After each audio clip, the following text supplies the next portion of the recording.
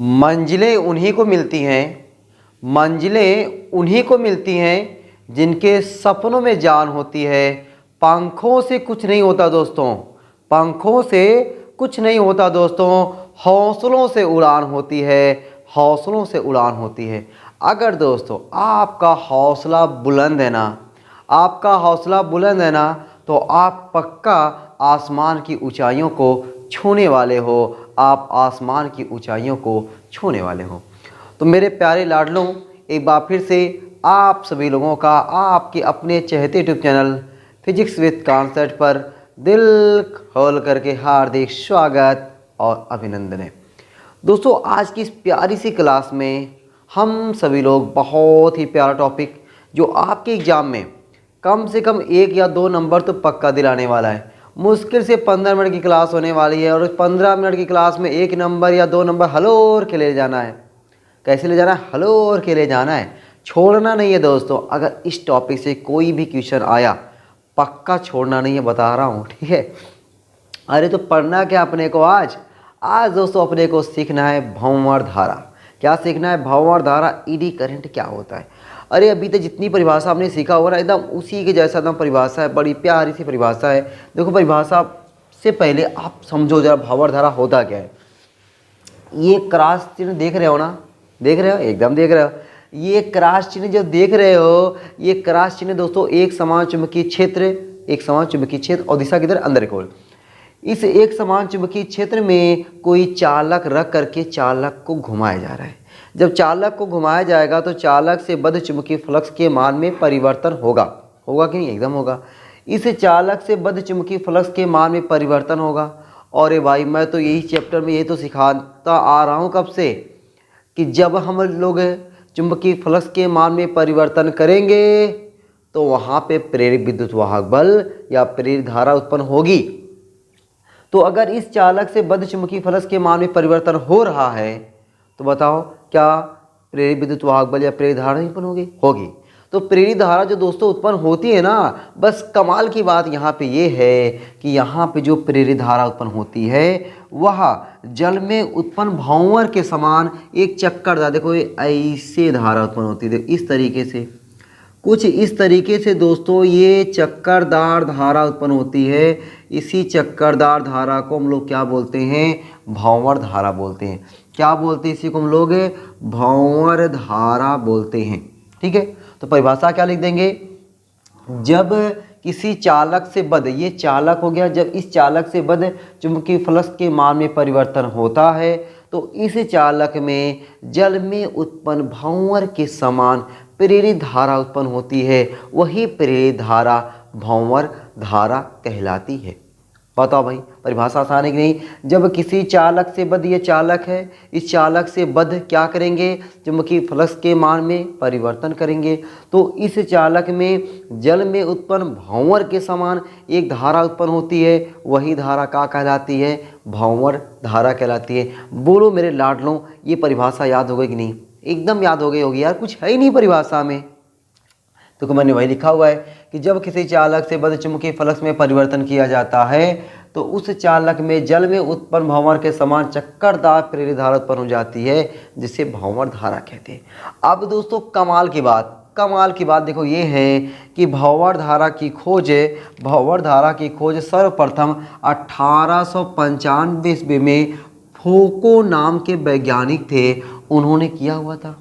भंवर धारा की खोज 1895 में फोको नाम के वैज्ञानिक ने किया था। इसीलिए हम लोग भंवर धारा को ना फोको धारा भी कहते हैं। कौन सी धारा कहते हैं? फोको धारा कहते हैं। किसको कहते हैं? भंवर धारा को कहते हैं। क्यों कहते हैं? क्योंकि 1895 ईस्वी में फोको नाम के वैज्ञानिक ने इसकी खोज जो की थी, वाह। और दोस्तों देखो जो ये भंवर धारा का मान है ना, वह चालक के प्रतिरोध पर निर्भर करता है। किस पर निर्भर करता है? प्रतिरोध पर निर्भर करता है। और दोस्तों आप तो जानते हो ओम चचा के नियम से I बराबर V बटा आर। I बराबर क्या होता है? V बटा आर। आर ज़्यादा I कम, आर कम I ज़्यादा। तो यदि चालक का प्रतिरोध ज़्यादा होगा, अगर आर ज़्यादा होगा, बताओ भंवर धारा क्या होगी? कम होगी, कम होगी, कम होगी। तो भंवर धारा कम होती है ना। भंवर धारा क्या होती है? कम होती है। ठीक है। अब दोस्तों इतनी बात तो आपको समझ में आ गई। भंवर धारा क्या है? जब किसी चालक से बदचुंबकीय फ्लक्स के मान में परिवर्तन कराते हैं तो उस चालक में जल में उत्पन्न भंवर के समान एक धारा उत्पन्न होती है, चक्करदार धारा प्रेरित होती है, वही धारा प्रेरित धारा कहलाती है, प्रेरित भंवर धारा कहलाती है। भंवर धारा को हम लोग फोको धारा भी कहते हैं। और अगर इसका जो मान है चालक के प्रतिरोध पर निर्भर करता है, प्रतिरोध ज़्यादा तो भंवर धारा का मान कम। अब दोस्तों ये जो भंवर धारा है ना, इस भंवर धारा के नुकसान भी हैं और फायदे भी हैं। जो नुकसान है तो नुकसान को हम लोग कैसे कम करेंगे, पहले इसको सीखेंगे। पहले नुकसान क्या है और नुकसान को सॉरी भाई, नुकसान को कम करने के उपाय, नुकसान क्या है और नुकसान को कम करने के उपाय क्या है, ये चीज़ पहले हम लोग सीखते हैं। ठीक है। तो भंवर धारा से हानि और हानि के उपाय। ठीक है। यहीं डाले भाई, चलो भाई मिटा इसको दोस्तों मैं मिटाता हूँ। ठीक है। आप लोग वीडियो को रो करके बढ़िया तरीके से इसको नोट कर लो भाई। तो दोस्तों अब हम लोग सीखने वाले हैं भंवर धारा से हानि क्या होता है और उस हानि से हम लोग कैसे उसको बचा सकते हैं। ठीक ना भैया। भैया नुकसान होगा तो नुकसान को बचाने के लिए चाहिए ना, नहीं पता चला नुकसान होता ही रहेगा, होता ही रहेगा, होता ही रहेगा। तो नुकसान पहले क्या है उसको हम लोग समझते हैं। ट्रांसफार्मर हो या फिर आपका डायनामो हो या आपका मोटर हो, तो मोटर या डायनामो में आर्मेचर कुंडली होती है, जबकि ट्रांसफार्मर में क्या होता है, एक लोहे की क्रोड होती है। ठीक ना। क्या होती है? लोहे की क्रोड होती है। ये जब हम लोग विद्युत मोटर को, डायनामो को या ट्रांसफार्मर को पढ़ेंगे वहाँ पे डिटेल से समझने वाले हैं, लेकिन इतना यहाँ पे नाम जानते रहें कि ट्रांसफार्मर में क्या होता है, नर्म लोहे की क्रोड होती है। तो मैं लिखा हुआ कि डायनामो हो, मोटर हो या ट्रांसफार्मर हो, इन सभी में क्या होता है, भंवर धारा के उत्पन्न हो जाने से, चाहे ट्रांसफार्मर हो, चाहे डायनामो हो या मोटर हो, इन सभी में जो पटलित क्रोड होता है ना, उसमें भंवर धाराएं उत्पन्न हो जाती हैं। तो भंवर धाराएं के उत्पन्न हो जाने से जो भाई बहुत अधिक वैद्युत ऊर्जा, जो ऊर्जा होता है उसका नुकसान उष्मा में होने लगता है। वैद्युत ऊर्जा का नुकसान किस में होने लगता है? उष्मा में होने लगता है। क्यों? क्योंकि उनमें भंवर धारा उत्पन्न हो जाती है। इसलिए भंवर धारा के उत्पन्न हो जाने से बहुत अधिक ऊर्जा का नुकसान किस में होने लगता है? उष्मा में होने लगता है। ठीक है। तो अब भाई नुकसान होने लगता है। अब इस नुकसान को बचना तो चाहिए, बचाना तो ये है। तो बचाने के लिए क्या किया जाता है कि जो ट्रांसफार्मर है, ट्रांसफार्मर की क्रोड को, नर्म लोहे की पतली पतली पत्तियों को एक के ऊपर एक रखकर बनाया जाता है, जिसे हम लोग पटलित क्रोड कहते हैं। ये आपके एग्जाम में ना भाई ना, पटलित क्रोड किसे कहते हैं, ये आपके एग्जाम में कई बार पूछा हुआ है। तो भंवर धारा से बचने के लिए या भंवर धारा को कम करने के लिए नम लोहे की क्रोड को पतली पतली पत्तियों के रूप में जो रख करके बनाई गई संरचना क्या कहलाती है? पटलित क्रोड कहलाती है। वही क्या मतलब उसी को क्या बोलते हैं? पटलित क्रोड कहते हैं। भंवर धारा से बचने के लिए नर्म लोहे की पतली पतली पत्तियों को एक के ऊपर एक रख करके बनाई गई संरचना क्या कहलाती है? पटलित क्रोड कहलाती है। बात समझ में आ गई कि भंवर धारा से बचने के लिए नर्म लोहे की पतली पतली पत्तियों को एक के ऊपर एक रख करके बनाई गई संरचना क्या कहलाती है? पटलित क्रोड कहलाती है। तो ये हो गया भंवर धारा से हानि। भंवर धारा से हानि क्या है कि बहुत अधिक ऊर्जा का नुकसान उष्मा में होता है। और उससे बचने का उपाय क्या है कि हम लोग जो ट्रांसफार्मर की क्रोड है उसको क्या करते हैं, नम लोहे की पतली पतली पत्तियों को एक के ऊपर एक रख करके बना देंगे, तो वहाँ पे भंवर धारा बहुत कम से कम उत्पन्न होगा, जिससे हमारा वैद्युत ऊर्जा का नुकसान उष्मा में बहुत कम होगा। बात क्लियर है। अब दोस्तों ये भंवर धारा के उपयोग क्या है? प्रेरण भट्टी में, प्रेरण भट्टी में, फिर प्रेरण मोटर में, फिर विद्युत ब्रेक में। अभी कैसे समझोगे आपको कि प्रेरण भट्टी में, हालांकि बस ऐसे एक नंबर पूछता है, 2 नंबर, 1 नंबर पूछता है भंवर धारा के उपयोग, बस यही 2-3 जो एग्जाम्पल है उसको याद लिख दो। बस इसके बारे में एक्सप्लेन करने की कोई ज़रूरत नहीं होती, लेकिन मैं थोड़ा बहुत एक्सप्लेन कर रहा हूँ ताकि आपको लगे कि हाँ सर मज़ा आया, हाँ सर मज़ा आया। प्रेरण भट्टी, भट्टी नाम से स्पष्ट है कि यहाँ पे कोई धातु तो है, उस धातु को क्या किया जाता है? पिघलाया जाता है। भट्टी मतलब यार किसी चीज़ को गरम वरम करना, ठीक है। भट्टी नहीं नाम सुने होगा, ठीक है। भट्टी मतलब वहाँ पे क्या होता है? किसी चीज़ को पिघलाया जाता है। तो यहाँ पे क्या पिघलाया जाता है? किसी लोहे को, या फिर धातु को पिघलाया जाता है। तो किया क्या जाता है कि वहाँ पे एक समान चुंबकीय क्षेत्र होता है, उस एक समान चुंबकीय क्षेत्र में जिस चीज़ को पिघलाया जाता है उसको गति करा दिया जाता है। जब गति करा देंगे तो क्या हो जाएगा, उससे बद्ध चुंबकीय फलक के मान में परिवर्तन होगा। जब उससे बद्ध चुंबकीय फलक के मान में परिवर्तन होगा तो उस चालक में भंवर धारा उत्पन्न हो जाएगी, और भंवर धारा इतनी तेज रहेगी, इतनी तेज रहेगी, इतना लाल हो जाएगा, इतना लाल हो जाएगा, लाल होकर के वह अपने आप पिघल जाएगा। लाल होकर के क्या हो जाएगा, पिघल जाएगा। तो प्रेरक भट्टी में क्या होता है, एक चुंबकीय क्षेत्र फैला होता है, उसमें चालक को गतिमान कर देते हैं। जब चालक को गतिमान कर देंगे तो चालक से बद्ध चुंबकीय फलक के मान में क्या होगा, परिवर्तन होगा। चुंबकीय फलक के मान में परिवर्तन होने से वहाँ पे भंवर धारा उत्पन्न हो जाएगी, और वह जो धातु है वह धातु इतना ज़्यादा लाल हो जाता है कि लाल होकर के पिघल जाता है। तो इस तरीके से उसको पिघलाया जाता है। और यही प्रक्रिया जो खनिज पदार्थ होते हैं ना, खनिज पदार्थों को निकालने में भी यही प्रक्रिया अपनाई जाती है। सोचो, जो खनिज पदार्थ जो इतनी ज़्यादा मात्रा में निकाले जाते हैं वहाँ पर भी इसी प्रक्रिया से खनिज पदार्थों को बाहर निकाला जाता है।